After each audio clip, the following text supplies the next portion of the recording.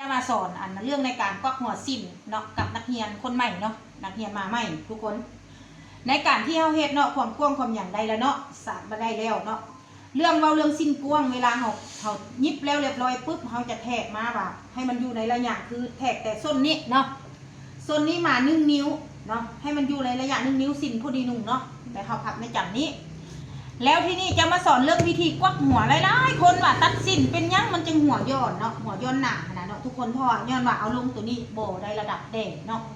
โบได้ระดับเนาะฉะนั้นทางหน้าที่หลักสูตรที่แม่แก้วเอาให้ก็คือทางหน้านี่มันเอาลงอยู่3 นิ้วเนาะแม่แก้วจะเอาลง3 นิ้วเนาะคันว่าคนตุ้ยแท้ๆนี่ก็แนวนึงอีกเนาะเขาก็จะกวักแนวนึงฉะนั้นทางหน้านี่3 นิ้วเนาะเอวระดับ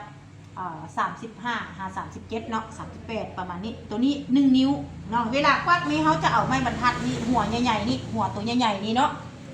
ปิ้นมาหาทางค้างของเริ่มขวามือเนาะเอาทางที่ว่าซื่อๆนี่เข้ามาอยู่ในระยะเลข4เนาะ4 นิ้วเนาะเอา4 นิ้วมาเป็นหลักของตัวนี้เลยเนาะอันนี้เป็นหลักสูตรของแม่แก้วเวลาลูกค้ามานุ่งเนาะตัวนี้มันจะโบราณขึ้นถึงนะอันนี้จะโบราณขึ้นถึงถ้าเขาเอาไม้บรรทัดกวักให้มันได้ระดับเนาะถ้าจะกวักบ่ได้ระดับเวลาลูกค้านุ่งตัวนี้จะลั่นขึ้นมาเนาะทีนี้ทางในแม่แก้วจะเอา3 2เด้อเนาะทางในนี่แม่แก้วจะเอา3 2ตัวนี้มันจะสั้นหรือจะยาวก็แล้วแต่เนาะ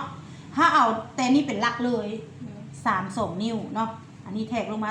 3 2เนาะโอเค3 2โอเคแล้วเฮ็ดแนวไหนตัวนี้ทางในเขาจะเอาหัวตัวนี้เข้ามาในเด้อบ่ได้เอาออกมานอกเนาะเอาหัวนี้เข้ามาในเนาะปึ๊บเขาจะเอาอยู่ในระยะ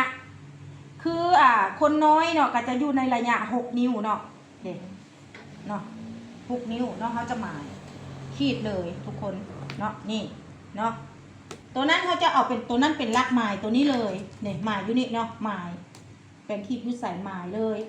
และเอาไม้บรรทัดตัวนี้ขีดซื่อไปเลยทุกคนเนาะนะขีดซื่อไปเลย